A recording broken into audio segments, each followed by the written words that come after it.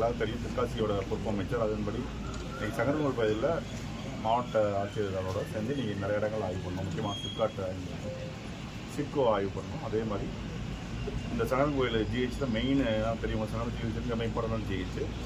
அடுத்து ஒருவேளை நாங்கள் வந்து தென்காசி வந்து மெடிக்கல் காலேஜை ப்ரப்போஸ் பண்ணோம்னா அடுத்து தலைமை மருத்துவமனையாக சங்கரங்கோயிலாம் கொண்டு வரணும். அதனால் வந்து அது ஒரு பில்டிங் புது பில்டிங் கட்டிட்டாங்க. எல்லாத்தையும் ஆய்வு பண்ணணும். முக்கியமாக உங்களுக்கு தெரியும், முன்னாடிலாம் டயாலிசிஸ் யூனிட் இருந்தது எங்கேயோ 1-2 இடத்துல இருக்கும். இப்போ எல்லா ஹாஸ்பிட்டலையும் கம்பல்சன் ஆகிடுச்சு. எங்கேயுமே 3 பெட்டு டயாலிசிஸ் யூனிட் வருது. ஸோ எல்லாத்தையும் ஆய்வு பண்ணணும். ஓட்டிலேருந்து எல்லாத்தையும் பண்ணணும். இது எப்போ சார் திறக்க போகிறீங்க? கூடிய விரைவில் சார் சங்கரங்கோயிலில் ஒரு சின்ன சம்பவம்னாலும் சங்கரங்கோயில் வந்து திருநெல்வேலிக்கு ரெஃபர் பண்ணி கொண்டு போகிறாங்க சார்.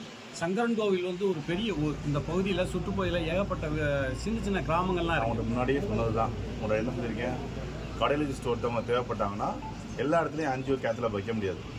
ஸோ ஏதோ ஒரு ஆர்டியா ஏற்படுது, நியூரோ சர்ஜன் தேவைப்படுதுன்னா ஸ்பெஷலிஸ்ட் எங்கே இருக்காங்களோ அவங்களுக்காக அவங்க ரெஃபர் பண்ண செய்யப்படுறாங்க. வேற ஒன்றும் கிடையாது சார். இரண்டாவது பெரிய தலைமை என்னன்னு பார்த்து சரி செய்து இருக்கும். அவ்வளோதான்.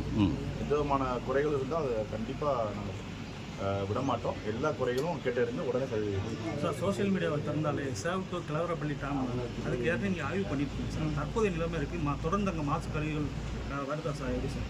இல்லை வரல, அவ்வளோ தனியாக வருது. அதே நீங்கள் கிருஷ்ணகிரி வரைக்கும் நான் 0 பாயிண்ட்லேருந்து அந்த டேம் போயிட்டு டேம்லேருந்து கிருஷ்ணகிரி டேம் போனேன்.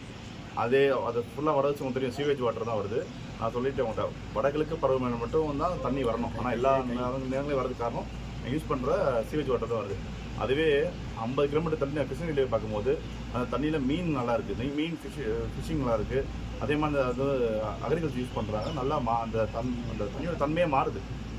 ஸோ அதுக்கு அங்கே நாங்கள் சொன்ன மாதிரி தான் 1400 MLD யூஸ் பண்ணுறாங்க. அதுக்கு உள்ள STP போட்டிருக்காங்க, 26 STP போட்டிருக்காங்க. இன்னும் 14 STPக்கு நான் ப்ரொவோஸ் பண்ணியிருக்கேன் சார். சாயப்பட்ட தொழிலாளர்கள்லாம் வந்து நாளைக்கு இது மறியல் பண்ணுறோம் அப்படின்னு சொல்லியிருக்காங்க. முறையாக நாங்கள் உங்களுக்கு தெரியும், அனுமதியின்றி யார் செயல்பட்டாலும் இந்த அரசு கண்டுக்காமல் இருக்காது. கண்டிப்பாக நடவடிக்கை எடுக்கும் சார்.